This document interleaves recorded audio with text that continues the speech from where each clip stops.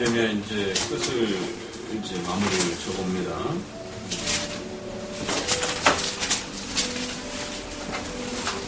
46장.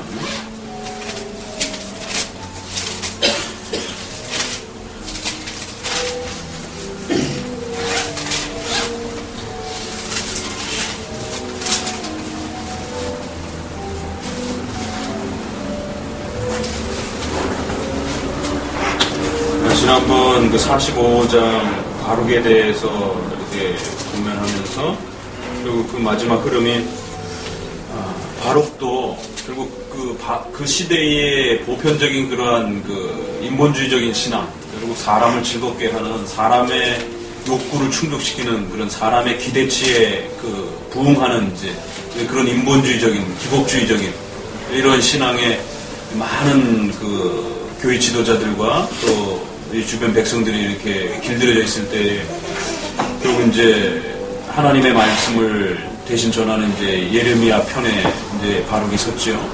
그랬을 때 그 사역을 곁에서 도우면서 끊임없이 이렇게 그 현실과 그 자신이 전해야 되는 그 계시와의 그러한 차이성 때문에 하나님의 말씀은 이렇다라고 말하는데 그러나 현실은 전혀 반대로 움직여져가는 그러한 그 상황들을 보면서 너무 답답하고 선지자의 말이라 해서 그걸 옮겨서 그걸 전했음에도 불구하고 전혀 이렇게 반응하지 않는 오히려 이렇게 그 반대로 반응한 이런 그런 딜레마.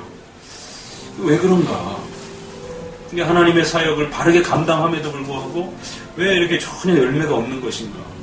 우리가 요나서에서도 이제 그런 갈등들을 만나죠. 요나가 결국에는 돌이켜서 그 니느웨로 갔지만 자기가 기대한 것과 너무 다르게 하나님의 역사가 이렇게 진행되어져 갈 때 거기서 오는 어떤 그 답답함, 그런 그 많은 그 충돌, 역시 지금 바룩이 겪는 그런 고통도 진리의 편에 섰다 생각하는데 그래서 예레미야의 편에 섰는데 우리가 이제 여태까지 예레미야의 관점에서 봤지만 바룩의 관점에서도 한번 보라는 것이죠. 많은 선지자들이 있었지만 그 중에 예레미야 편에 서서 열심히 예레미야를 따라다니면서 돕고 그 편지를 대신 전해주기도 하고 이런 사역들을 했는데 결국에는 돌아오는 것은 전혀 어떤 그 열매 맺지 못하는 그런 현실의 이 아픔들을 보면서 바룩도 많은 그 갈등들을 빠지죠. 여호와께서 나의 3절에 보니 그 고통의 슬픔을 더하셨으니 나는 나의 탄식으로 피곤하여 평안치 못하도다 라고 그렇게 바룩이 얘기하더라는 것이 이게 하나님이 말씀하시는 주체로 되어 있습니다. 또 내게 이르기를 너는 그에게 이르라 여호와께서 이같이 말씀하시기를 보라 나는 나의 세운 것을 헐기도 하고 나의 심은 것을 뽑기도 하나니 온 땅이 이러하다. 내가 너를 위하여 대사를 경영하느냐 그것을 경영하지 말라. 누가 뭔가를 계획하느냐 그 인간의 어떤 계획을 따라 움직여지는 게 아니다라는 거예요. 결국 하나님의 계획하심과 뜻하심을 따라 모든 그 계획과 인생이 이루어져 간다는 것.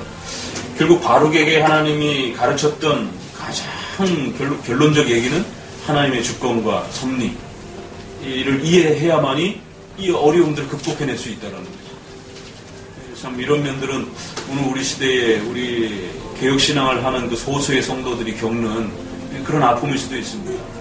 예레미야를 따라서 그 신앙이 옳다 생각해서 이렇게 그 마음을 두고 따라가다 보면 굉장히 외롭고 힘들고 또 현실과 많이 부딪히는 오히려 또 동료 신앙인들과도 부딪히는 이런 어떤 그 모습 속에서 과연 정말 무엇이 참인가 또 과연 어떻게 가야 되는가 이런 그 갈등들을 겪을 때마다 반드시 이 하나님의 주권과 섭리, 이 예정론, 이 신론의 기반을 잘 닦아놓지 않으면 많은 이들이 쉽게 흔들릴 수 있는 이런 어려움들을 우리가 이렇게 또 성경을 통해서 보게 됩니다.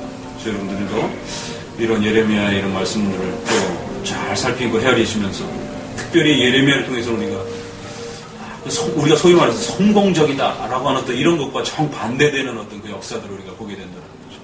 부지런히 하나님의 편에 서서 하나님이 사역하라는 것을 사역했지만 실제 현장에서는 교회 현실에서는 너무 많은 어려움과 그 반대에 직면하게 되는 그런 갈등을 겪을 때에 그 견뎌야 하는 그런 아픔과 그 상황들을 대처해야 되는 그런 성도들의 자리가 있을 수 있다는 것이죠. 그랬을 때 그런 신앙과 현실의 그런 괴리감과 갈등들을 어떻게 과연 이해하고 이겨낼 수 있을 것인가. 우리가 개혁신앙을 한다라고 해서 만사가 우리가 원하는 바대로 이게 촥촥촥촥 열리는 것으로 이렇게 또 기대해서는 또 안 된다는 것이죠. 하나님의 늘 그 주권과 하나님의 뜻하심에 따라서 우리 인생이 이루어져가는 거기 때문에 내가 잘했는데도 어떤 상황이 안 열릴 수도 있어요. 우리가 보편 법칙에 있어서는 우리가 최선을 다하면 하나님이 또 거기에 대한 보상과 대가를 또 이렇게 열매들을 주십니다. 그러나 섭리에 있어서 내가 열심히 잘했는데도 또 이 상황이 막힐 수도 있다는 거예요. 그러나 내가 조금 게을리했는데도 상황이 잘 열릴 때가 있어요. 그럴 땐 조심해야 되죠. 반대로 내가 열심히 했는데도 잘 안 열릴 때가 있어요. 그럴 땐 기뻐하시면 됩니다. 최선을 다했으니까. 근데 반대로 최선을 다하지도 않았는데 일이 잘 열린다? 너무 좋아하시면 안 된다. 큰일 난다. 그런 걸 헤아릴 줄 아셔야 된다는 거예요. 그걸 헤아리지 못하고 거꾸로 걷기 시작하면 이제 함정에 빠지게 되는 거죠. 이제 우리가 예레미야를 통해서 보는 것들은 바로 그러한 그 정반대적인 어떤 그 현상의 삶들이 우리의 삶 속에 이렇게 부딪히고 만나게 될 때에 욥기서 같은 경우도 역시 전형적인 그런 케이스죠. 어떻게 성도들이 그것을 대처해야 할 수 있는가. 그리고 하나님의 주권과 섭리를 잘 이해하고 그 하나님의 주권을 이해하는 힘을 길러야 된다는 거예요. 그 섭리의 역사를 잘 이해하고 살피는 힘을 기르셔야 된다는 거예요. 그렇지 않으면요, 소위 말해서 이제 시험 든다는 거예요. 그렇기 때문에 우리가 신앙 독서를 통해서 또 신론에 대한 그 재반복 교육이 그래서 필요하다는 거죠. 자, 그렇게 이제 마무리를 이제 거의 예레미야 설교가 이제 그렇게 해서 거의 마무리가 지어지고 이제 마지막에 가서는 이제 9개의 그 국가, 주변 국가들에 대한 종말과 심판에 대해서 또 선언합니다. 이사야에서도 이런 부분들이 있죠.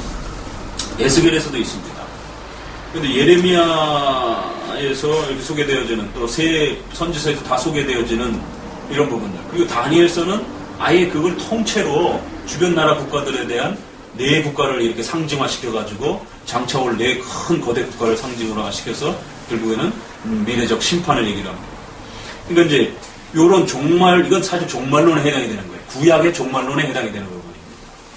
그러니까 이제 우리가 좀 특이하게 구약의 종말론을 볼 수 있는 이제 그런 아주 좋은 그 자리죠. 신약에도 종말론이 있는 것처럼 구약에서는 어떤 식으로 종말론을 이해하는가에 대한 부분들을 잘 헤아리셔야 된다는 거예요. 자, 그럴 때 구약의 종말론을 이해하는 방식은 그 당대에 주어지는 하나님의 엄중한 심판을 분명히 선언하고 있다는 것이. 그 죄악에 대해서 하나님이 곧 심판하실 것에 대한 그 현실적 심판에 대한 부분이 있어요. 첫 번째. 두 번째는 그 현실적 심판을 말하는 것이 아니라 장래에 오실 그리스도께서 오심으로 인하여 성취될 그런 종말론적인 그러한 완성에 대한 부분이 이렇게 또 깔려 있습니다. 이걸 잘 기억하시고 이걸 다 이렇게 겹쳐서 보셔야 됩니다. 장래에 그리스도가 오시는 걸 종말로 이해를 한다는 거예요. 그래서 그리스도가 옴으로 인하여 결국 현실에 통치하던 그러한 그 명예와 권세 이런 것들이 전부 무너지고 악의 권세들이 무너지고 결국 구원의 역사가 새롭게 완성되어지고 회복되어진 이 그리스도의 초림과 종말을 이렇게 연계해서 이렇게 설명한다는 거죠. 그리고 이제 마지막 세 번째에서는 그보다 더 멀리 나간다는 것이죠. 그리스도의 재림과 관련해서 이제 이렇게 최후 심판에 대한 종말로 연계해서 본다는 것이죠. 그래서 어떤 부분은 첫 번째 해당이 되고 어떤 부분은 두 번째 해당이 되고요. 어떤 부분은 세 번째 해당이 되는 겁니다. 그렇기 때문에 우리가 너무 문자적으로 그 시대의 어떤 심판으로만 이렇게 고착해서 보게 되면 우리랑은 의미가 없어져 버리는 거예요. 그건 바벨론이 받아야 할 심판이지 우리랑 뭔 상관입니까? 그러나 그 바벨론은 신약에 와서 또다시 바벨론을 등장시키면서 바벨론이 장차 멸망할 것이다. 아니 이미 멸망한 로마에 의해서 멸망한 바벨론인데 뭘 또 멸망하냐는 거예요. 그거는 고대의 가장 그 악의 나라로서의 그 바벨론이 명성을 떨쳤기 때문에 그걸 다시 끌어와가지고 장차 교회를 핍박하는 모든 국가들에 대한 최후 심판에 대한 하나의 상징적 국가로서 바벨론을 또다시 언급하는 거예요. 그러니까 그리스도의 재림과 관련된 그 바벨론의 어떤 성격을 소개한다는 것이죠. 그러니까 겹쳐져 있음을 이렇게 보시면서 그 부분을 너무 단편적인 문자적 현재적인 것으로만 해석하게 되면 상당히 극단적 종말론에 이렇게 치우칠 수도 있는, 예레미야 같은 경우는 70일에 대한 이런 종말론적 해석이 있잖아요. 그런 부분. 다니엘서는 또 내 왕국에 대한 최후 종말에 대한 이런 부분. 또 에스겔에서는 어떤 종말이 나옵니까? 에스겔에서는 어떤 식으로 종말론이 표출이 되죠? 기억나시는 거 있어요? 에스겔의 종말론.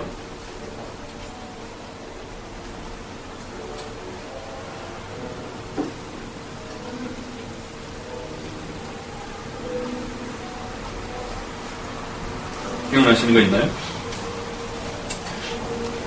에스겔에서는 새로운 성전에 대한 그런 회복과 기대. 그러니까 그거를 문자적으로 해석하니까 이제 유대주의자들은 유대 왕국이 다시 회복될 거라고 하는 그런 이제 기대로. 그래서 예수님이 힘이 없으니까 버려버린 거예요. 이사야의 또 이제 종말은 그런 부분에서 또 다르죠. 거기서는 이사야 53장 이후를 중심으로 해가지고 고난받는 그리스도의 종을 통해서 그리스도의 초림에 아주 집중적으로 이렇게 그 포커스가 맞춰져 있는, 그래서 그리스도의 순환, 또 십자가 사건, 부활, 이런 부분, 결국 그리스도의 죽으심과 피 흘림을 통한 결국 구원의 역사의 완성이라고 하는 이러한 종말에 대한 부분이 아주 이렇게 강화되어 있단 말이에요. 그리고 예레미야에서는 71회를 기준으로 해서 이렇게. 그러다 보니까 예레미야 같은 경우 더더욱 위험한 것이, 그런 면에서 71회를 너무 단편적으로 해석하게 되면 77에 49, 그러면 490년이 나오고요. 그리고 그 490년을 어느 기점으로 잡느냐에 따라서 종말론 날짜가 계산될 때 이렇게 연결이 되는 거예요. 그러면서 다니엘서에서의 또 역시 거기에 주야로 천 며칠을 이런 식으로 그 날짜들이 많이 나온다고. 그러니까 그 날짜를 어떻게 이렇게 짓느냐에 따라 결국 이제 그 세대주의자들이 바로 그런 날짜들을 끄집어 와가지고 그 며칠이라고 하는 게 대략 한 3년 6개월 정도 됩니다. 그러니까 7년을 중심으로 해서 전반 3년 6개월 환란, 후반 3년 6개월의 환란, 이런 식으로 계산을 하면서 이제 이렇게 이끌어가는 것이. 여러분에게 한번 상식적으로 한번 물어봅시다.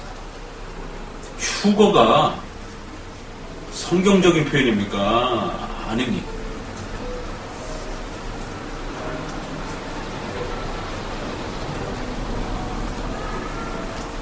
그렇게 물으면 조금 그렇겠다. 다시 한번 질문.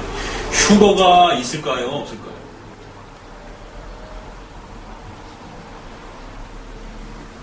성경이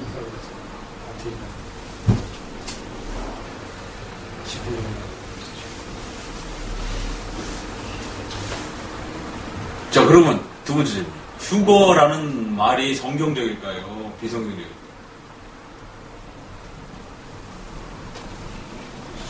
그러니까 우리 기독교인들이 종말론에 대한 부분이 이게 제대로 잘 정립이 안 돼 있어가지고, 우리 종말론과 이단의 종말론에 대한 부분을 좀 구분을 할 줄 알아야 되는데, 그런 부분들에 대한 교육이 없이 세대주의의 이 종말론이 워낙 한국에 많이 영향을 끼쳐가지고, 세대주의적 종말론을 한국교회가 상당히 많이 이렇게 가지고 있습니다.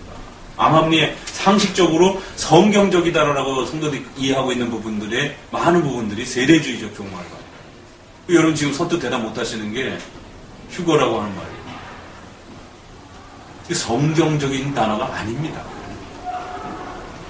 깜짝 놀란 거죠. 그거 지금 당연한 거 아닙니까? 이제 휴거라는 말을 랩처라고 하는 말인데, 그 말을 누가 우리말로 번역을 휴거라고 했느냐면 누굴 것 같아요? 종말론에 큰 몰이를 일으킨 사람 중에 하나. 그 전에는 휴거라는 말 잘 안 썼습니다. 80년대 이전만 해도 그냥 부활, 재림, 심판, 종말 이런 말들을 많이 이렇게 썼는데, 휴거라는 이런 말이 이렇게 우리 교회에 이렇게 익숙하지 않았다라는 거예요. 언뜻 생각나는 극단주의적 종말론자가 어떤 사람들 기억나요? 대표적으로 이정희 목사 그 전이죠? 이정희 목사가 제일 강력한 인식이 돼 있잖아요, 우리 사회에서. 이정희 목사가 번역한 말, 휴거라는 말 자체를. 그 랩처라는 말이 그 전에는 없었나요? 예, 없었어요. 그러니까 랩처라는 말이 여러 말로 이렇게 그것이 번역이 될 수 있는데 영어로도 그렇고 헬라어로도 그렇고 그래서 이렇게 상당히 다른 말로 번역이 되고 헬라어 성구사전에도 보게 되면 성경에 여러 부분이 나와요. 그럼 랩처 그러면 그 이렇게 강탈하다 뭐 그 집에 가서 악한 자를 힘센 자를 먼저 강탈을 해야 묶어놔야만이 그 재산을 빼앗을 수 있지 않느냐 뭐 이런 복음서에도 그런 표현도 그렇고 빼앗다, 강탈하다, 잡다 그랬을 때 끌어내다 이런 표현도 되고 그러니까 이제 많은 사람들이 오해하는 게 고린도서에 그 끌어올려 뭐 이런 표현이 그래서 이제 그게 하늘로 날아가는 걸로 이렇게 오해를 하는 거예요. 올려간다 뭐 이런 식의 지금 주사님이 얘기한 것처럼 뭐 밭에 있다가 뭐 지붕에 있다가 그랬을 때 취한다 이런 표현이에요. 그게 하늘로 날아간다는 표현이 아니라 취한다 이런 표현이에요. 붙잡다 이렇게 취해낸다 뭐 이제 이런 여러 가지 성경 우리말에도 여러 가지로 번역이 되어 있는데 사실은 그게 이제 한 단어라는 거예요. 그랬을 때 가장 오해를 이렇게 이제 끌어올려 이렇게 번역이 되어 있어요. 우리 번역에는 올린다 이렇게 하고 그러니까 이제 많은 사람들이 생각하기를 이게 올라가는 걸로 그러니까 그 휴거라는 말이 그 들것자에다가 이렇게 뭐 옮긴다라고 하는 이렇게 휴자를 이렇게 써가지고 휴자를 이렇게 써가지고 들어서 올라간다 이런 뜻이 되거든요. 그러니까 이제 모든 그림이라든가 이런 그 상에 예수님이 이렇게 이제 있으면서 이렇게 뭐 그 바다를 가르는 것도 그렇게 돼 있고 저기 이렇게 저 하늘 꼭대기에 이렇게 하나님이 계시고 막 성도들이 천사들이 있는 데서 막 날아가는 그런 구름을 뚫고 날아가는 이제 이런 장면도 그게 사실은 세대주의적인 어떤 그 종말론적 그 개념이 굉장히 밑바탕에 깔려 있는 거죠. 그러면 이제 고린도서에 뭐라고 그래요? 그 종말론의 그 재림의 현상을 순식간에 변화될 것이다 이렇게 말합니다. 그러니까 그럼 우리 종말론은 뭐냐? 지난번에 배웠죠? 우리 종말론은 그 세대주의 종말론이라는 것은 세대, 시간을 여러 세대로 나누고 그 종말의 마지막 세대에는 7년이라고 하는 환란을 못 받고 3년 6개월, 3년 6개월 이런 식으로 날짜를 계산을 해가지고 결국 1차 성도들이 후보가 되고 2차는 뭐예요? 어정쩡한 사람들, 명목상의 그리스도인들 뭐 이런 식의 그리스도인들이 여기서도 벌써 구원론이 틀려지는 겁니다. 우리는 지난번에 목사님이 동그라미 그려가면서 왜 CCC에 사형리에 그게 문제가 있다는 걸 말씀을 드렸죠. 예수님을 영접하면 믿음으로 구원받는 겁니다. 누구나 다. 그게 연약한 고백이든 강한 고백이든 간에 어떤 사람은 막 눈물을 펑펑 흘리고 막 까무러 치면서 예수님을 영접하는 사람이 있고 모태신앙인 사람들은 그냥 점잖게 자기가 언제 믿었는지 안 믿었는지도 모를 정도로 그냥 이렇게 스무스하게 이렇게 예수님을 믿는 그런 모습들도 있고 겉현상은 다양한 거예요. 그러나 그 마음속에 어찌됐든 자기가 진실하게 예수님을 자신의 주로 고백하면 그건 다 그 성도들은 하나님께로 갈 수 있는 것이죠. 그게 이제 구원론의 정통교회의 근본 고백입니다. 근데 이제 사형리에는 동그라미를 2개 그려놓고 예수님이 원 안에 들어오긴 들어와 있는데 의자의 중심에 앉아있는 그래서 하나님 중심의 신앙생활이 있고 그 의자에 내가 앉아있고 예수님이 바깥에 의자 옆에 있는 그러니까 예수님은 믿기는 믿는데 예수님 중심으로 살지 않는 삶이 있다. 뭐 이렇게 말을 하는 거예요. 그러면은 이 사람은 두 번째 사람은 구원받습니까? 못 받습니까? 이게 참 애매해지는 거예요. 구원론에 있어서. 그러니까 그런 영접은 없습니다. 그것은 성령 충만에 대한 연약함과 좀 능력에 대한 문제지 그걸 구원론적으로 이렇게 접근하게 되면 큰일 난다라는 거예요. 누구든지 예수 그리스도를 믿으면 구원받는다라고 선언해 줘야 되는 겁니다.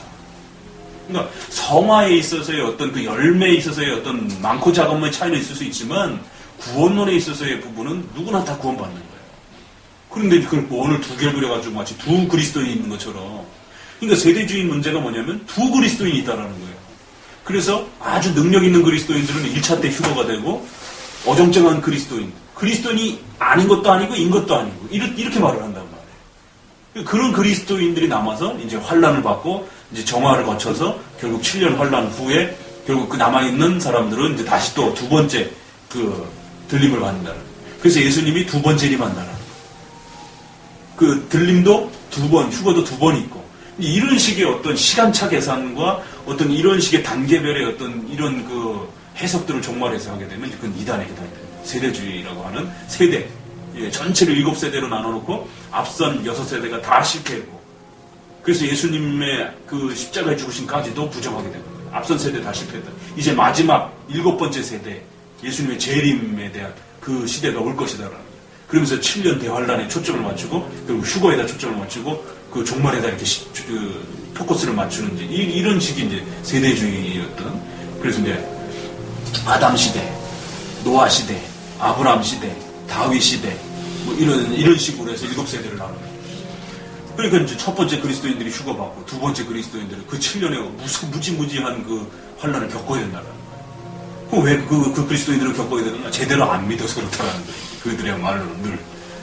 그러면 이제 우리 구원론에 있어서 결정타가 되는 것이죠.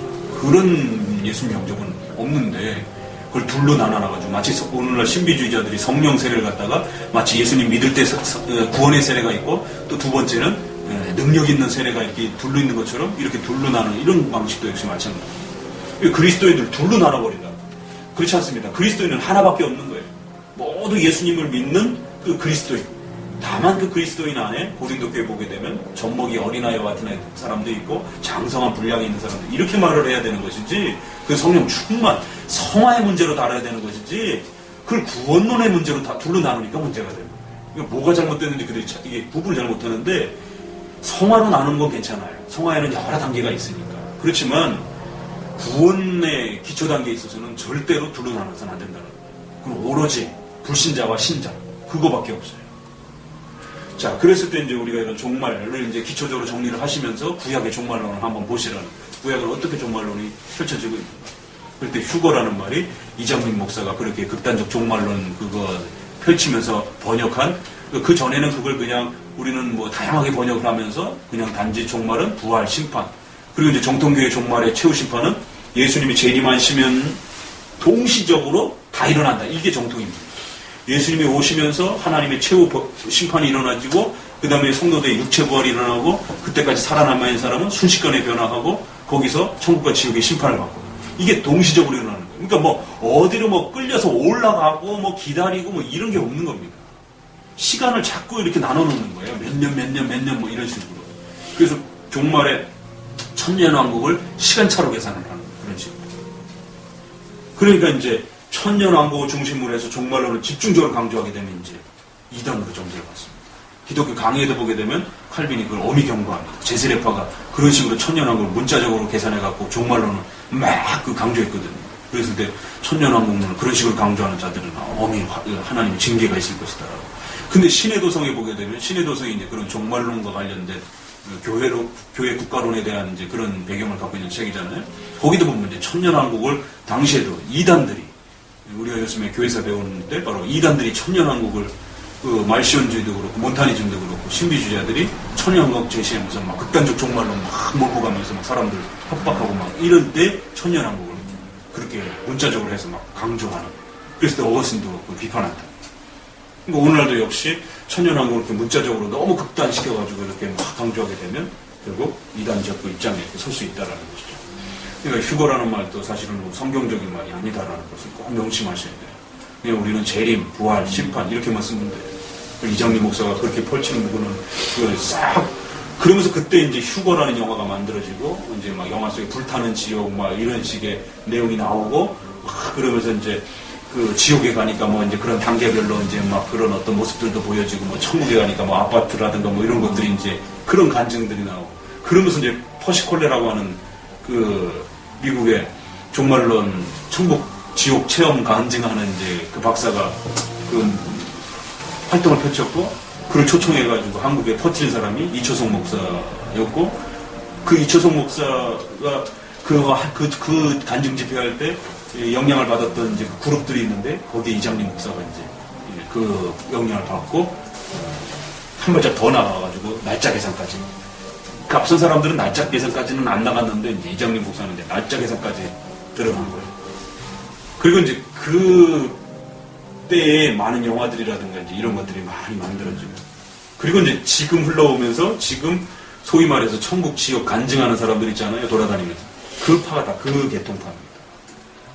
그랬을 때 이제 지금 가장 그 이슈를 끌고 있는 사람들이 누구냐면 그 큰믿음교회 변승호 목사.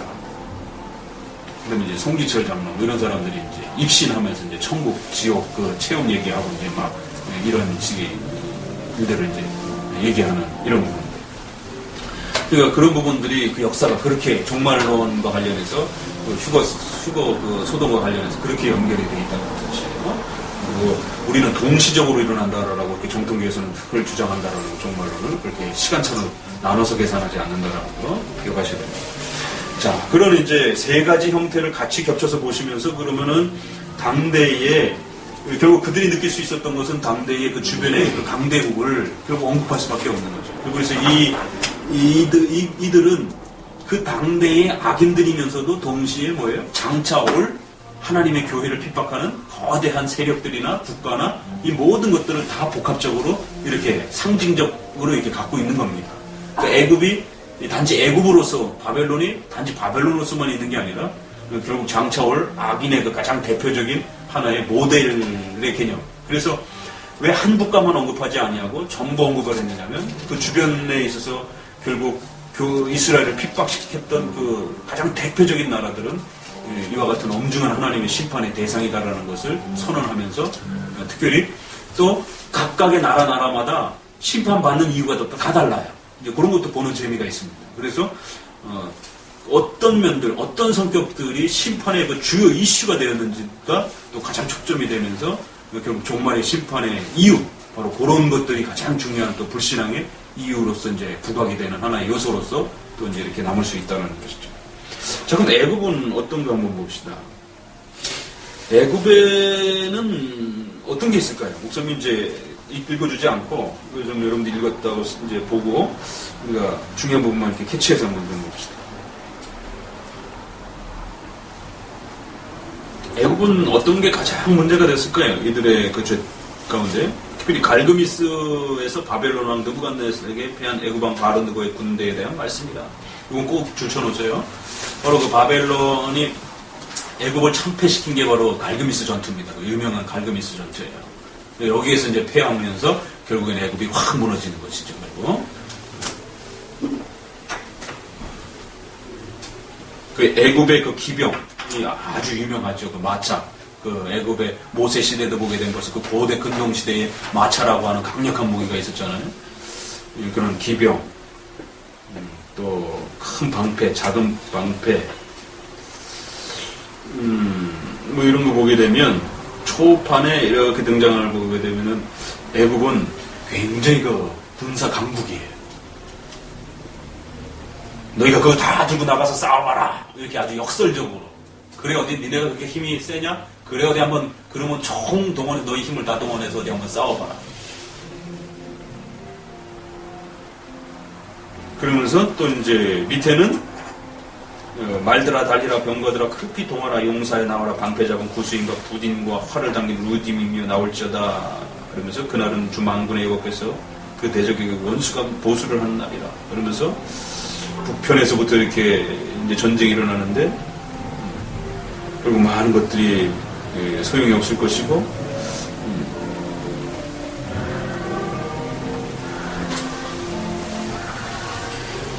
그러면서 15절에 그 원인은 그들이 서지 못하면 여호와께서 그들을 몰아내시기 때문이다 라고 하면서 이러한 종말의 심판이 우연히 찾아오는 것이 아니라 결국 반드시 하나님의 목적한 계획함에 입각해서 이루어진 것이다 라고 분명히 밝히고 있습니다. 그리고는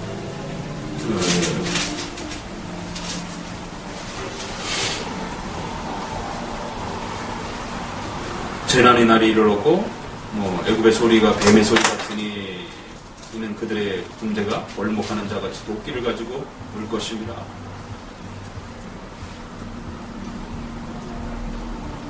그리고 이제 후반부에는 전부 그 멸망에 대한 이제 바벨론에 와서 어떻게 그들을 멸망을 시킨 것인가에 대한 이제 강력한 공고들이 소개되는데, 그러니까 아무튼 애굽과 관련되어 있는 것은 애굽의 그 강력한 군사력이 결국 그들이 불신앙에 빠지게 된 가장 결정타였다라는 걸 보게 되죠. 그 막강한 어떤 자신들의 어떤 힘, 권세, 권력 이런 것들이 결국에는 이제 불신앙에 또 아주 무서운 그 본질적 요소로서 항상 인간에게 있어서 하나님께로 나오지 못하게 하는 마치 그 강력한 자신의 그 힘과 능력이 마치 자신의 인생을 보장할 것처럼 이렇게 착각하는 그런 개인, 또 국가적으로는 또 그런 막강한 이 힘이 결국 자신들의 나라를 영원히 보호할 것처럼 이러한 그 헛된 소망들, 바로 그런 부분들 때문에 결국 그들은 하나님 앞에서 엄한 징계를 받을 것이다. 이런. 자, 47장을 넘어가. 그럼 블레셋. 자, 애굽은 남단 아프리카 쪽이죠. 그 아프리카 조금 항상 머릿속에 좀 지도를 상상하고 계세요.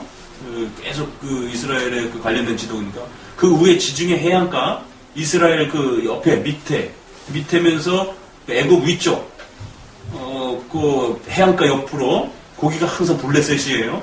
그래서 애굽에서 나와서 블레셋을 통과해가지고 가나안으로 들어가면 한 10며칠밖에 안 걸린다고 그러더라고요. 실제적으로 거기 이제 갔다 오신 분들은 거리가 상당히 가까운 거리라고 그러더라고요. 그런데 하나님이 왜 밑으로 돌렸느냐면 블레셋을 통과해 지나가게 되면 전쟁을 해야 되잖아요. 그러니까 짧은 거리임에도 불구하고 그리를 안 돌리시고 밑으로 돌아가라라고 그렇게 말씀을 하시는 거예요. 전쟁을 하다 보면 또 다 지쳐갖고 애굽으로 다시 도망갈 걸 이제 하나님이 염려하셔서 이제 피해서 이렇게 돌아가는 바로 그 위쪽이 블레셋입니다. 자, 그럼 블레셋은 뭐 때문에 결국 또 책임을 받는 거예요?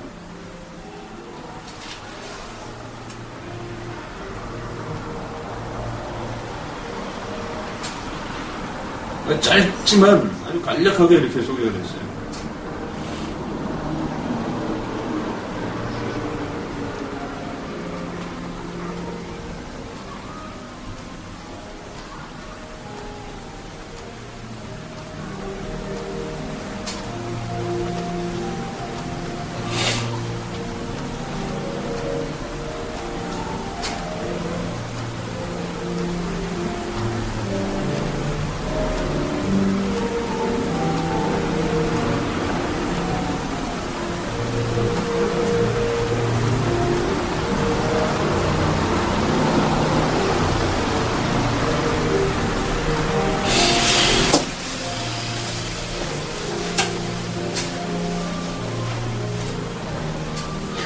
여기에서는 원인이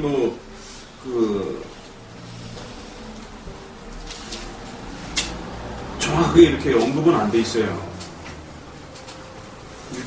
바로 멸망에 대한 그 부분을 이렇게 소개가 되는데,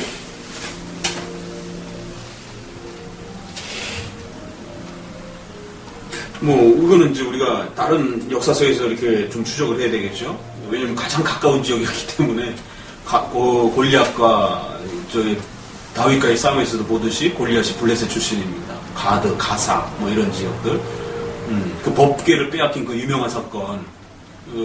그래갖고는 블레셋 지역에 전염병이 돌아가지고는 지들이 오히려 그냥 법궤를 오히려 소에다 실어가지고 보내잖아요. 그 사건도 블레셋에다가 이렇게 빼앗긴 사건이에요.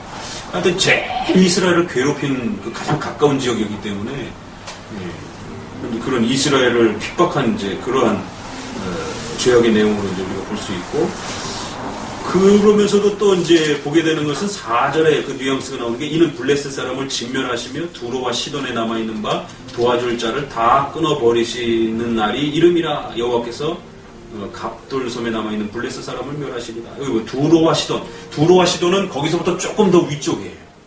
그러니까 그 위쪽이 안디옥인데, 안디옥 아래쪽 두로와 시돈. 그러니까 갈멜산. 갈멜산 그럼 누가 유명하죠? 엘리야. 바로 그 해안가 옆에 그 갈멜산 그 위에가 이제 바로 두로와 시돈 이렇게 층층이 올라가는 거예요. 그 주징의 해안을 끼고. 그러니까 두로와 시돈에 협력해가지고 항상 그런 또 막강한 그런 어떤 그 힘을 이렇게 유지하고 있고, 두로와 시돈 그러면 그 무역 그 상업 지역이라 굉장히 그 풍성한 그런 경제적 번영을 이렇게 항상 이렇게 누리는 그 지역으로 이렇게 유명합니다. 고대 지명과 관련해서. 그러니까 이제 블레셋은 이스라엘을 핍박한 것도 그렇고, 또 이러한 그 연합 그 무역 정책들을 통해 가지고 자신의 어떤 그 강력한 그 경제적 번영이라든가 힘, 이런 것들을 이렇게 자신들의 어떤 아주 최고의 그 기반으로 이렇게 늘 이렇게 생각하는 이제 그러한 거만함들이 이제 이렇게 또 우리가 알 수 있는 것이죠. 이 가사가 삭발이 되고 내 몸 배기를, 이런 것들은 이제 우리가 역사적 해석을 해야만이 알 수가 있는 겁니다.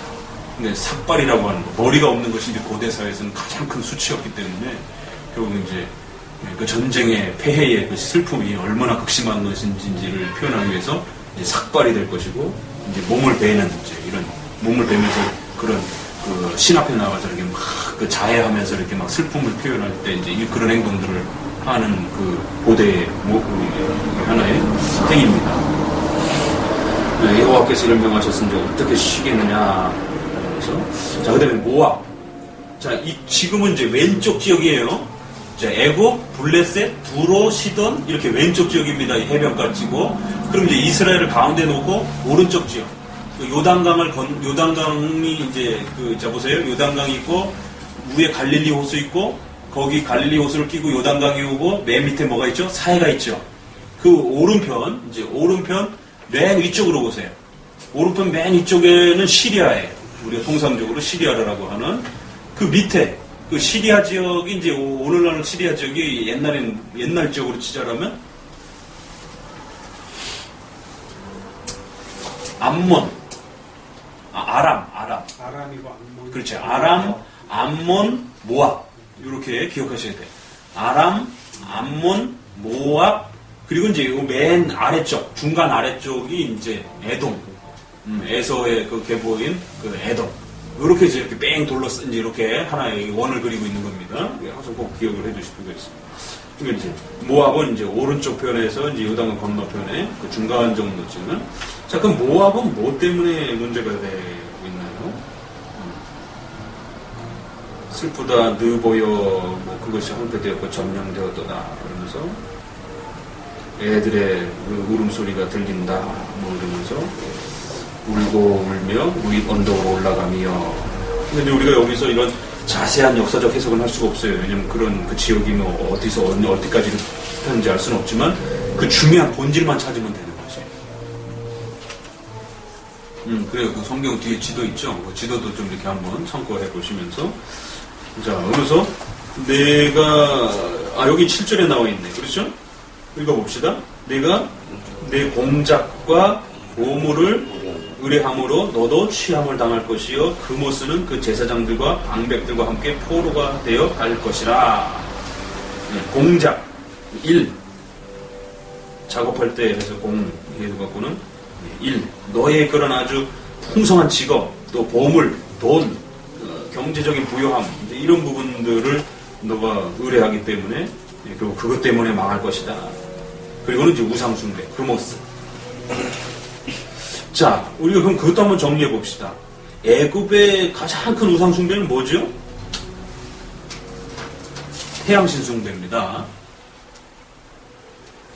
그 25절을 표시를 해놓으세요. 25절, 46장 25절에 보니까 보라 내가 노예 아몬과 바로와 애굽의 신들을 멸망시킬 것이다. 노예 아몬이라고 이렇게 표현했어요. 이 태양신을 아몬이라고 이렇게 부릅니다. 아몬라라고 이렇게도 부르기도 하고요.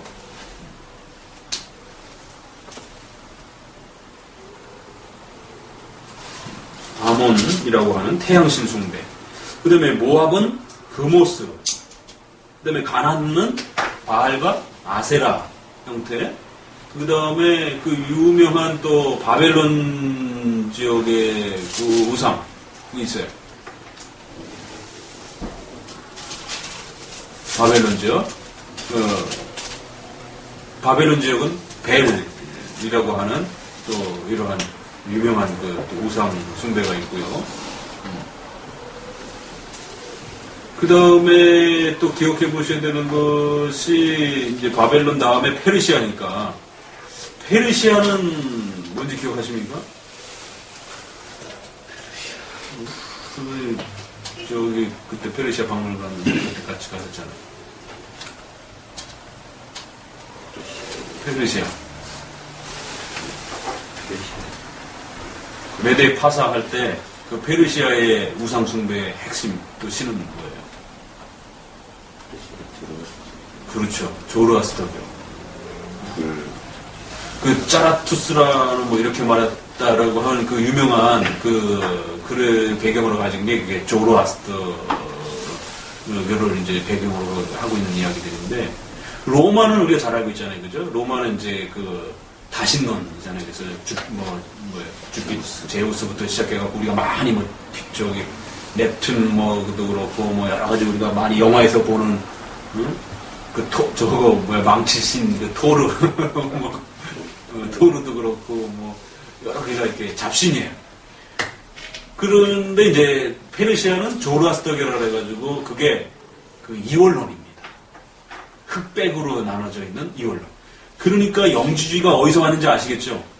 초대교회의 가장 무리를 일으켰던, 우리가 이제 요즘에 초대교회에서 배울 때, 그 초창기에 그게 그렇게 문제가 일으켰는가, 이원론이. 그게 이제 바로 페르시아가 결국에는 그 그리스의 기반이 되잖아요.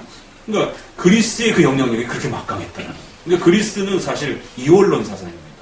그 이원론 사상을 조로아스터교라고 하는 종교를 통해 가지고 우상 숭배를 이제 이렇게 만들어냈던 거고.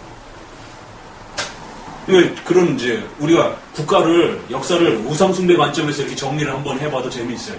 아하. 그리고 그런 그 영향 때문에 결국에 로마로 영향을 받고 그 영향이 결국 기독교까지 들어오면서 그 이원론에 대한 부분들이 영지주의를 통해 가지고 마니교, 몬타니즘, 말시온, 영지주의. 이 초창기 초대교회의 이단들이 전부 다 이원론의 기본 베이직을 다 깔고 있단 말이에요. 한국의 초창기에 종말론이 판치면서 제일 문제를 일으켰던 게 바로 이원론 사상이잖아요.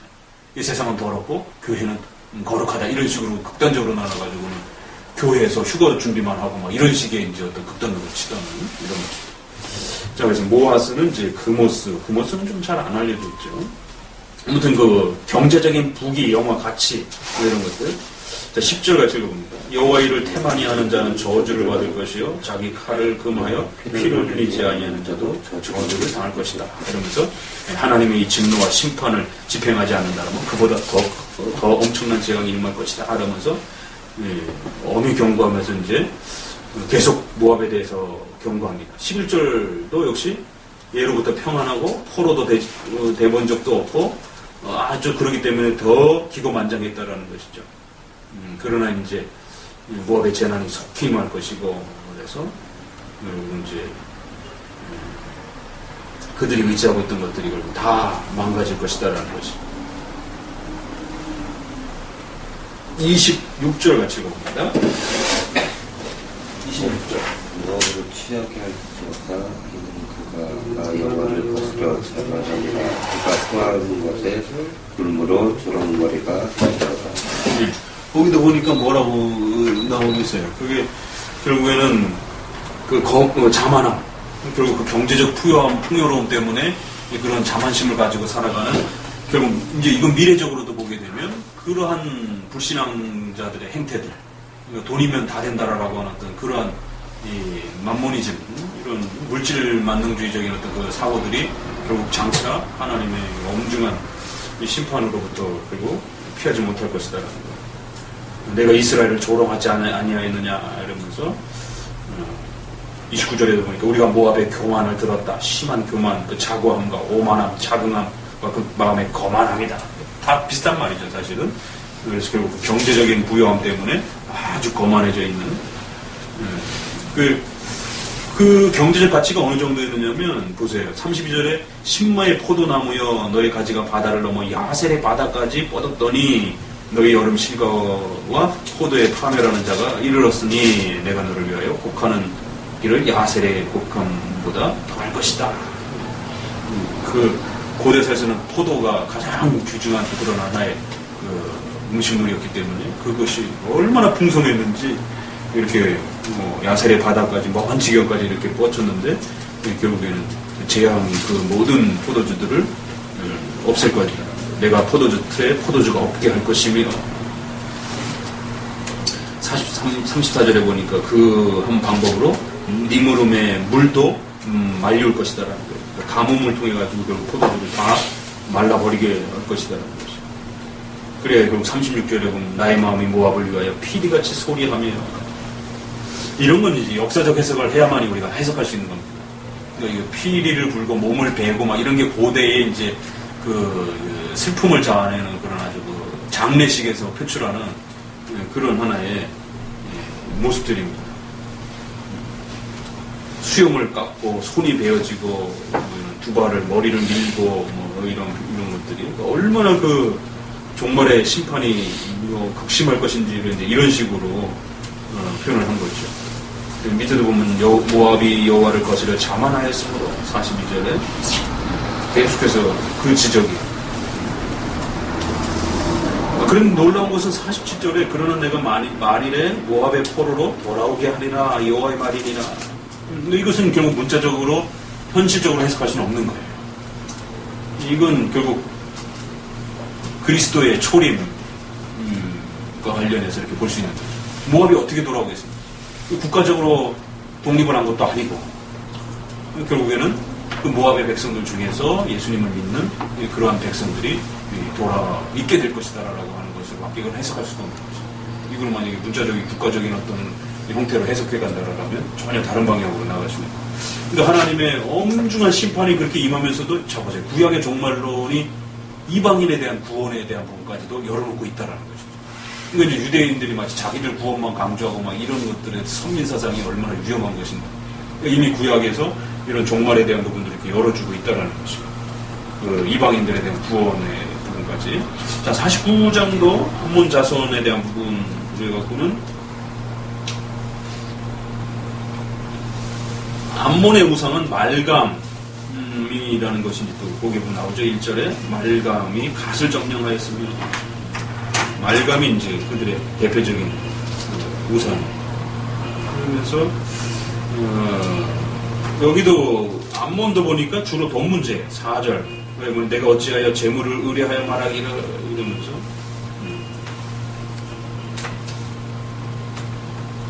그러면서 6절에도 암몬도 역시 그 백성 중에 돌아오는 자가 있을 것이다.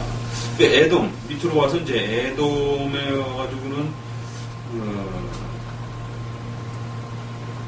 그 에서의 그 후손이라는 걸 이렇게 언급을 하면서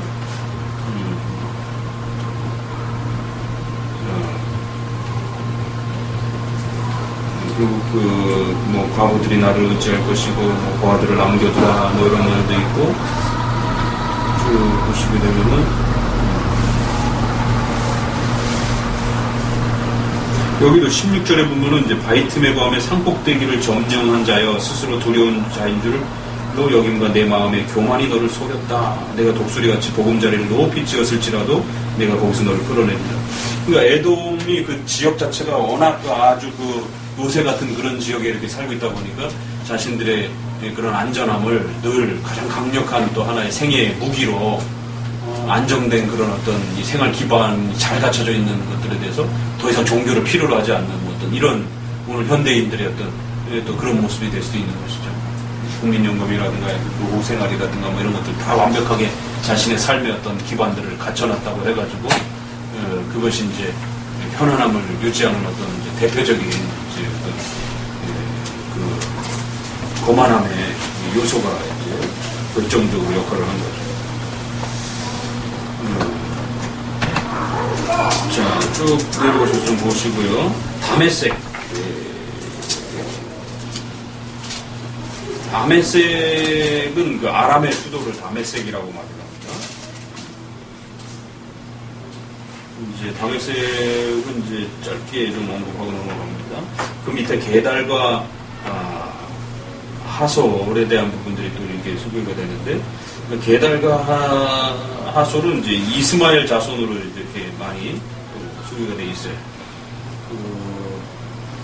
게달과 하솔은 이제 쭉 보시게 되면은 32절에 내가 그 머리털을 모지게 깎는 자들을 사면에 붓고, 이게 다 그 미신행위의 우상 그 자신들의 그 신숭배에서 이제 이렇게 많이들 나오는 행위들이에요. 여기도 이제 간략하게는 그냥 빼놓고 엘람도 이렇게 소개하면서 활을 그들의 힘의 으뜸이 되는 활을 꺾을 것이다. 여기도 이제 군사력의 이제 문제를 삼고 있는 거고, 그러나 또 역시 엘람도 끝날에 포로가 돌아올 것이다. 자, 그러면서 중요한 건 이제 바벨론, 좀 이제 비중도가 높은 것이 이제 바벨론이죠.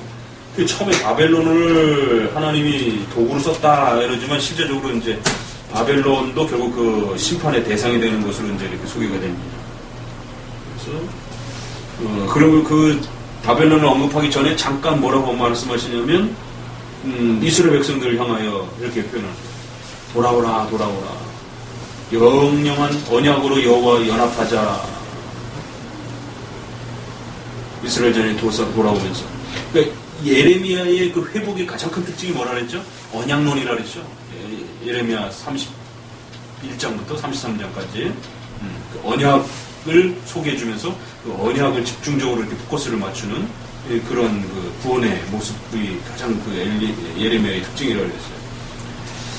자, 그러면서 이제 잠깐 이스라엘 백성들의 회복을 이렇게 소개하면서 이제 본격적으로 이제 바벨론에 대해서 이제 그 책망의 문제점들을 소개하는데 21절 이제 이하로부터 이제 보게 되면 24절에 내가 나 여호와와 다투었으므로 만난 바 되어 잡혔도다 그러면서 그 하나님과 다퉜다 이런 부분들이 나와요. 그리고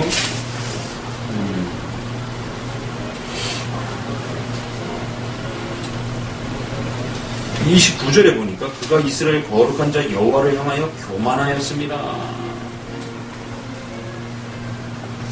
뭐가 교만했는가?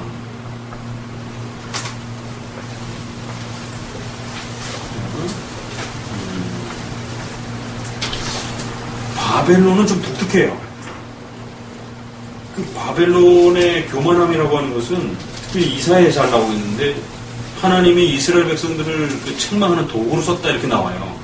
근데 이 바벨론이 하나님이 계획한 범위와 선을 넘어서서 너무 이스라엘을 그 짓밟아버린 거예요. 그런 면에서 이제 하나님의 섭리와 하나님의 그 계획하신 바를 너무 넘어서서 이렇게 이스라엘을 짓밟은 것에 대해서 이제 막 책망하는 이런 장면들이 이사야에서 좀 더 자세히 나와요. 그래서 좀 그 하나님과 다퉜다, 교만하다 이런 부분들이 이 다른 나라하고 조금 성격이 틀리죠. 그래서 이스라엘 백성들에게 징계할 수 있도록 그 허락을 하셨음에도 불구하고 너무 도가 지나치게 이스라엘 백성들을 마치 자신들의 어떤 힘으로 짓밟을 수 있는 것처럼 이렇게 너무 그 가혹하게 이렇게 그 짓밟은 것에 대해서 이렇게 책망하면서 이것은 그렇다고 해서 그들이 신앙인은 아닌데 왜 이렇게 책망을 했느냐면 이건 하나의 그 일반은총적인 그런 느낌의 개념에서의 어떤 자비를 기대했는데 남의 나라를 점령했어도 너무 잔혹했다라는 거죠. 그러니까 점령을 해도 좀 점령자로서 좀 어떤 국률과 자비도 베풀 줄도 알고 이랬어야 되는데 그런 것들에 대한 부분들에 있어서 도무지 찾아볼 수 없는 그런 교만함들을 이제 엄히 이렇게 포악함들에 대해서 이제 엄히 책망하는 이런 부분들이 쭉 나옵니다. 그래서 그 후반부에 보게 되면 하나님이 이제 결국 이 바벨론도 멸망시킬 것이다 라는 부분들이 자 45절에도 보면은 나 여호와의 도모와 갈대인의 땅에 대하여 경영한 나 여호와의 뜻을 들으라 그래서 하나님이 이 종말의 모든 것들이 결국 하나님의 계획과 조건과 섭리 속에서 흘러나오는 것이다 라는 것을 또 엄중하게 밝힙니다. 51장에도 바벨론의 멸망이 아주 비중 있게 더 많이 다뤄지고 있죠. 왜냐하면 바벨론이 가장 큰 영향을 끼쳤기 때문에. 대저 5절에도 이스라엘과 유다가 이스라엘의 거룩한 자를 거역하였으므로 죄가 땅에 가득하나 그 만군의 여호와에게 버림을 입지는 아니하였나니. 그러니까 이렇게 이스라엘을 징계하는 도구로 쓰긴 했지만 그렇다고 해서 그들을 완전히 버린 건 아니었다라는 거예요. 근데 너무 가혹하게 이스라엘을 짓밟았다라는 거예요. 그리고 결국은 이제 너가 8절에도 바벨론이 졸지에 넘어져 파멸될 것이고 11절에 화살이 갈며 방패를 굳게 잡으라 여호와께서 메대 왕들의 마음을 격발하사 바벨론을 멸하기로 뜻하였다. 그러니까 메대 파사라라고 하는 페르시아를 통해서 바벨론이 멸망할 것을. 자, 지금 예레미야는 바벨론에 지금 포로가 돼갖고 잡혀가는 상황이에요. 그런데 바벨론의 멸망을 다루고 있어요. 놀랍죠. 그리고 더더욱 많은 이들이 지난번에 우리가 국가관 다룰 때 어떤 오해가 있었죠? 예레미야가 매국노라고 하는 그런 오해를 많이 받았단 말이에요. 왜? 바벨론에게 항복해라. 그래야 산다. 이러다 보니까 마치 친바벨론자인 것처럼. 그러나 그렇지 않다라는 걸 알 수가 있는 거예요. 그건 하나의 민족적 정서에서의 어떤 예레미야가 그렇게 취한 게 아니라 계시, 예언자적 관점에서 바벨론을 그렇게 표현할 수밖에 없었던 것이지 그걸 우리가 오늘날 우리 시대의 국가관으로 적용하면 안 된다는 거지. 그러니까 일제시대 때 같아서는 당연히 국가를 지키기 위해서 독립운동을 해야 되는 것이지 예레미야를 적용해가지고는 마치 친일파 목회자들이 그렇게 설교했단 말이야. 일본이 우리나라를 점령하는 게 하나님의 뜻이다. 그러니까 일본에 충성해라 막 이런 식으로 일제시대 때. 그러니까 역시 보니까 예레미야가 바벨론의 멸망을 예언하고 있더라. 바벨론을 잡혀가는 것이죠. 그런 면에서 하나님이 장차 결국 메대와 파사라라고 하니까 이건 현실적으로도 성경 예언이 맞는 것이고요. 그렇죠? 분명히 메대 파사에서 멸망했으니까. 그리고 또 이것도 장차 그리스도의 재림과 관련돼서도 또 연결이 되어 있다는 것이죠. 그러니까 성경이 얼마나 정확한가를 우리가 또 알 수가 있어요. 재밌는 표현은 17절에 사람마다 우준하고 무식하도다. 금장색마다 자기가 만든 신상으로 인하여 수치를 당하는 이는 그 부어 만든 우상은 거짓이요 그 속에 생기가 없습니다. 그것들은 헛것이요 망령되이 만든 것이고 징벌하시는 때가 멸망할 것이나. 여기도 보면 바벨론의 그 어리석음과 그들의 불신앙에 대해서 무신론적 그러한 그 세계에 대해서 엄히 책망하고 있는 이런 것들을 보게 됩니다. 기독교 강해 보게 되면은 인간을 우상 공장이다 이렇게 표현을 하고 가만 내버려두면은 막 그 우상을 향해서는 막 치닫는다 이렇게 표현을 해요. 근데 이제 요즘에 목사님이 이제 그 라틴어 신학 강좌를 지금 이제 그 어거스틴을 지금 읽고 있는데 그 어거스틴을 읽으면서 연관된 게 주제가 있어가지고는 아타나시우스의 글을 읽고 있는데 아타나시우스는 이제 그 아리우스와 논쟁했던 사람이잖아요. 니케아 회의가 열리게 되고 300년, 어거스틴보다 100년 이상 앞서 있는 분인데 그분의 이제 글이 헬라어와 라틴어로 돼 있어요. 근데 읽다 보니까 거기도 그런 얘기가 나와요. 인간이 그 이미지, 그러니까 우상이라고, 이미지 형상이라고 하는 것을 이렇게 찾자마자 인간은 거기를 향하여 끊임없이 누가 가르쳐 주지도 않았는데 그 이미지 형상을 향하여 돌진하더라고요. 전력하더라는 것이죠. 그게 인간이다 이렇게 얘기를 하면서 예수님이 인간 대심에 대한 그 논문을 이렇게 소개하는데 거기 나오더라고요. 인간이 얼마만큼 이렇게 그걸 우리가 우상이라고 번역하기보다는 형상이라고 이렇게 번역하는 게 훨씬 좋아요. 왜냐면 우상 그러면 뭔가 이렇게 차려놓고 이렇게 절하고 이런 걸로 생각하는데 그 이미지가 훨씬 더 좋습니다. 그러니까 차려놓기 전에 벌써 인간 안에 뭔가 하나님을 자꾸 형상화해서 이렇게 하나님을 이렇게 도식화시키려고 하는 그림이라든가 어떤 조각이라든가 어떤 삼일체 하나님을 갖다가 자꾸 어떤 이미지화 시키려고 하는 어떤 인간의 어떤 이런 강력한 어떤 욕구. 그래서 인간은 자신 안에 어떤 형상에 대한 그런 그 아주 목마름이 있다라는 거예요. 그 일반 종교들 보세요. 불교, 저기 무당들도 그렇고 천주교도 그렇고 모슬렘도 그렇고 전부 자기들이 믿는 신을 갖다가 전부 이렇게 막 화려하게 치장해놓고 그게 신이다 이렇게 금송아지 사건도 그렇고 성경에 보고 근데 유일하게 기독교만이 삼일체 하나님을 형상화시키지 않는다. 이미지화시키지 않는다. 그래서 그걸 우리가 이미지를 번역하는 게 훨씬 좋다라는 게 기독교인들이 나 우상 숭배 안 하는데 이렇게 착각할 수 있다라는 거예요. 그거는 어떤 조각상보다도 이미지화된 하나님을 자꾸 기대하는 거예요. 이런 어떤 그 신에 대한 기대치. 그래서 하나님을 자꾸 보이는 어떤 존재를 이렇게 느끼고 싶어 하는 어떤 인간의 갈망함. 그걸 아타나시우스 그 글에도 엄히 이렇게 인간의 어떤 그 아주 죄악된 그 하나님에 대한 그런 곡해에 대해서 이렇게 막 책망하면서 그러니까 오늘날 예배가 자꾸 이미지화 되고 있잖아요. 우리가 그런 부분에서 상당히 조심해야 돼요. 사람의 형상으로 우리의 모양과 우리의 그 형상이라고 했을 때 그럴 때 전통적으로 개혁주의에 있어서 그걸 해석할 때는 이제 인격, 지정의로 해석을 하지 하나님의 어떤 그 물질화된 어떤 형상으로 이렇게 해석하지 않아요. 지정의를 그 형상의 개념으로.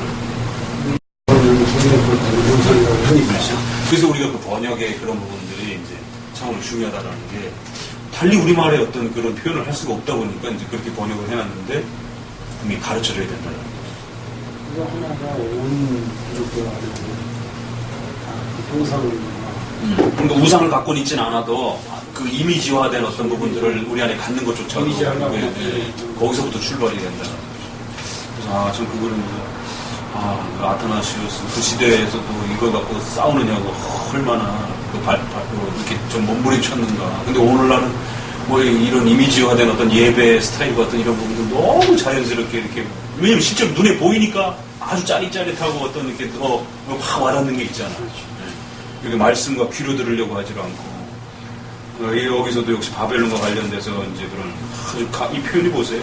히브리어로 보게 되면 아주 굉장히 강경합니다. 우준하고 무식하도다 이러면서 그런 갈망함을 찾는 그런 그 신앙 행위에 대해서 아주 무식한 행위다라고 이렇게 표현할 정도로 여호와께서 너는 나의 철퇴 곧 병기라 여기도 나오잖아요. 이사야처럼. 그런데도 불구하고 그 선을 너무 넘어서서 함부로 이렇게 이스라엘 백성은 너무 이렇게 짓밟았다는. 자, 그러면서 이제 결국 이제 29절에 땅이 진동하고 고통하느니 이는 나 여호와가 바벨론을 쳐서 그 땅으로 황무하여 거민이 없게 할 그런 경영을 하나님이 이제 다 계획하고 세워놓으셨다. 이러면서 이제 이렇게 최종 확정을 합니다. 여기도 56절에도 보면 여호와는 보복의 하나님이시니 반드시 보응하시리로다. 이런 표현. 좀 무서운 표현이죠. 이러다 보니까 말시온도 그렇고 구약의 하나님은 저급한 하나님이다라고 이렇게 신약의 하나님이 사랑의 하나님이고 구약의 하나님은 보복의 하나님이다. 그러니까 그는 흑백으로 나누는 이원론으로 나누는 신약과 구약을 갖고 또 이원론으로 나눠요. 그래갖고는 성경을 파괴하는 이런 식의 시도들이 초대교회 이단들의 대표적인 전형들. 그러니까 구약을 무시하는 이런 행위들. 자 보세요. 그러니까 오늘날 신비주의자들이 주로 어디를 택합니까? 사도행전을 중심으로 해서 신약을 많이 강조하고 그러면서 신비주의 행동들을 한단 말이에요. 근데 구약은 잘 설교를 안 한다. 그러니까 이런 행태들이 거의 이렇게 연결이 돼버리는 거예요. 그냥. 그렇지만 분명히 우리가 구약의 종말을 보게 되면 최후 심판에 대한 하나님의 분명한 계획과 그 선언 거기에는 반드시 보응이라고 하는 보복이라고 하는 불신앙에 대해서 엄중히 지옥의 심판으로 형벌하시는 형벌의 하나님에 대한 개념이 아주 엄히 그러면서도 또 종말에 그리스도의 초림으로 인하여 구원받은 자들이 그 멸망 가운데서 돌아올 것이다라고 하는 또 사랑의 하나님의 개념이 분명히 함께 담겨 있다라는 거죠. 그러니까 구약의 종말론 안에도 이게 얼마나 조화롭게 이렇게 풍성하게 있는지를 우리가 잘 알 수 있어요. 자, 그러면서 이제 하나님의 말씀이 반드시 이루어질 것이다 라고 하면서 이제 마무리를 짓고 52장에 가서는 이제 마지막에 예루살렘 멸망에 대한 그 장면이 마지막에 이렇게 한 번 더 역사서에서 나왔던 내용이 이제 소개가 되면서 정리가 됩니다. 자, 이렇게 이제 간략간략하게 살펴보면서 특별히 바벨론에게 초점이 더 집중되어서 이렇게 맞춰져 있는 그것이 좀 특이한. 근데 이제 그 놀라운 것은 바벨론에 잡혀가는 그런 상황에서 이게 나왔다라는 거. 그리고 바벨론 왕이 많은 배려를 해줬잖아요. 그래서 완전히 자유를 줄 정도로 굉장히 그 호감을 줬는데 오히려 그 바벨론을 향해서 이렇게 엄중한 이 멸망의 선언을 이렇게 할 수 있었다라는 거는 예레미야가 결국 민족주의자가 아니었다라는 걸 우리가 분명히 그 선을 그어야 된다라는 거예요. 그래서 매국노 취급해서는 안 된다라는 거예요.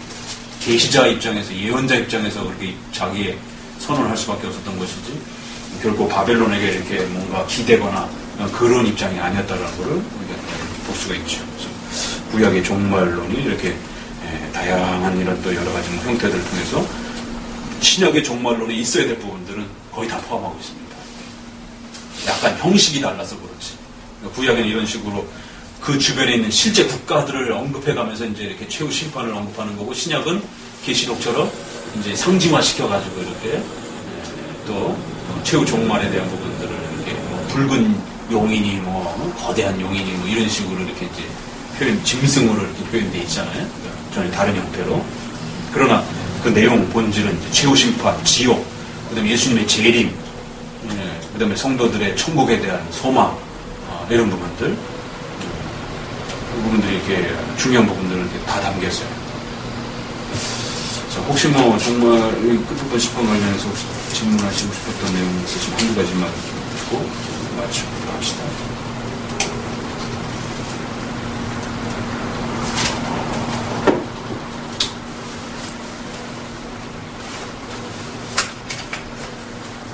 똑바로하고 잘해하고 그게 어떤 운동교적인 그렇죠. 옛날부터 있어왔단 말이죠.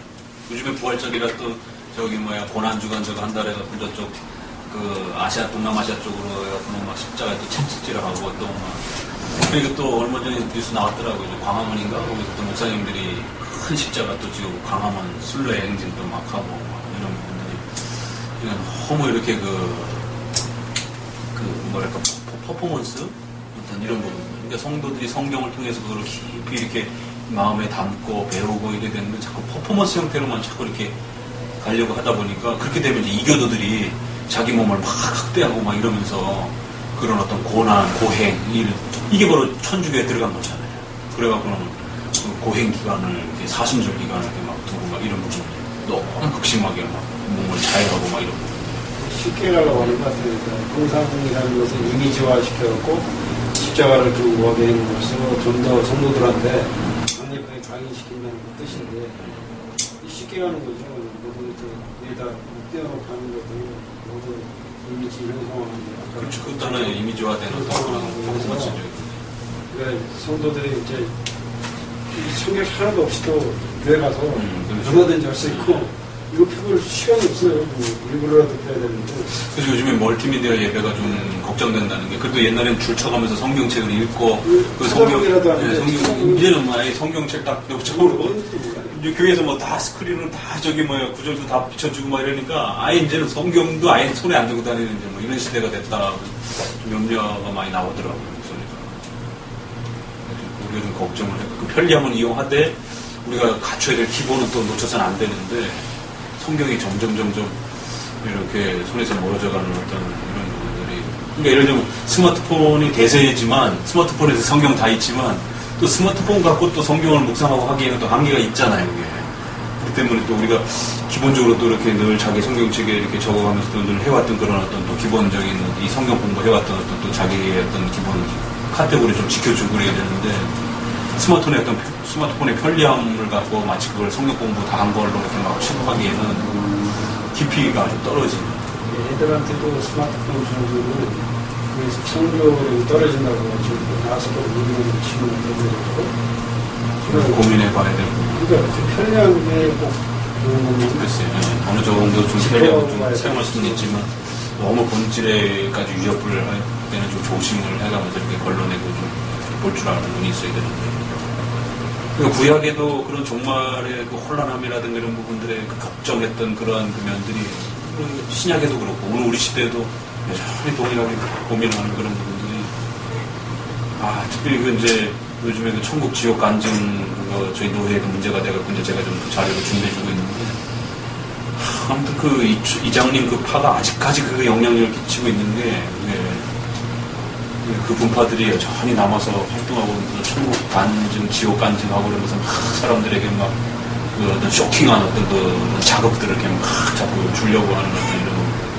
그 기독교는 자극의 종교가 아니거든요. 이게 철저히 성경 말씀 배우고 그 성경을 이해하고 깨닫고 그걸 자기 신앙 고백으로 삼고 이런 건데 확 눈에다가 뭐 이렇게 막 확 자극적인 거 막 이렇게 해갖고는 막 그 깜짝 놀라게 하고 막 이런 사람들을 위협하고 막 어떤 이런 식으로 이렇게 막 자꾸만 저게 되다 보니까 사람들이 자극에 길들여지다 보면요 더 큰 자극, 더 큰 자극, 더 큰 자극 이렇게 자꾸 간다 마약처럼. 그럼 나중에는요 웬만한 자극은 반응도 안 해요. 시시하다. 그러면 그 자극이 한계가 있는 거고 어디까지. 그러니까 이제 나중에 자기 몸을 막 해하고 막 이런 그런 어떤 더 깊은 단계로 가게 되는 이런 문제가 치닫는 것도 잘못하고. 성격도 감성적인 부분들도 강하잖아요. 토박토박 걸어야지. 걸어가기는 되게 하고 지겹고 누가 탁 해준다면 딱딱 날라서 그러니까 여기 종말도 보세요. 이게 지금 당장 이루어진 것도 아니에요. 사실 이스라엘 백성들은. 지금 오히려 이스라엘 백성들은 포로로 잡혀가고 있어요. 그런데 애굽이 멸망하느니 뭐 바벨론이 멸망하느니 이게 귀에 들어오겠습니까? 보여줘. 이럴 수 있는 거죠. 예레미야한테. 이게 말이 되냐? 좀 보여줘 뭔가. 그러니까 결국 구약의 종말론이라는 것도 말씀을 통해서 배우고 하나님의 주권과 그 경영의 뜻이 이루어질 때까지 신뢰하고 기다리는 문제입니다. 근데 이제 오늘날처럼 뭐 자꾸 막 자극 줘가지고 막 마치 종말이 막 곧 닥친 것처럼 이렇게 막 몰아가고 분위기 조성하고 막 이 뭐 휴거 얘기 막 하고 뭐 이렇게 몰아가고 이러면 그게 이제 문제가 된다는 거예요. 구약의 백성들에게도 종말을 어떻게 기대했는가 보라는 거예요. 전혀 눈에 나타낸 게 없어요. 오히려 그 적대자가 멸망할 나라가 더 번창하고 있는 지금 상황인데 바벨론. 그래서 결국 하나님의 말씀을 신뢰하고 하나님의 경영의 그때가 아직은 안 찼기 때문에 그걸 신뢰하고 기다릴 줄 아는 그런 믿음에 대한 또 어떤 요구. 그러면서 종말에 기다리다가 내가 먼저 죽을 수도 있는 것이고 또 죽고 난 다음에 종말이 임할 수도 있지만 그래도 신뢰하라는 것이 하나님의 말씀이 없기 때문에 그게 종말에 대한 신앙 고백이라.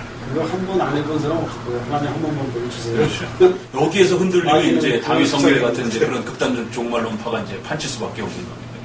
막 쇼킹하게 막 뭔가 보여주고 막 그러면서 이제 막 예언하고 막 날짜 얘기하고 막 지옥 간증하고 밭따라라고 막 이렇게 얘기하고 막 이러니까 이제 막 지옥에 가니까 뭐 최모 씨도 있고 누구도 있고 이제 막 이래 버리니까 이 속에 섬뜩 하는 거죠. 마귀가 계속 보여달라고 해. 그러는 것 같아요. 그 속성이 속에 있는 것 같아요. 자꾸 죽이고, 야, 이거 과실 먹어.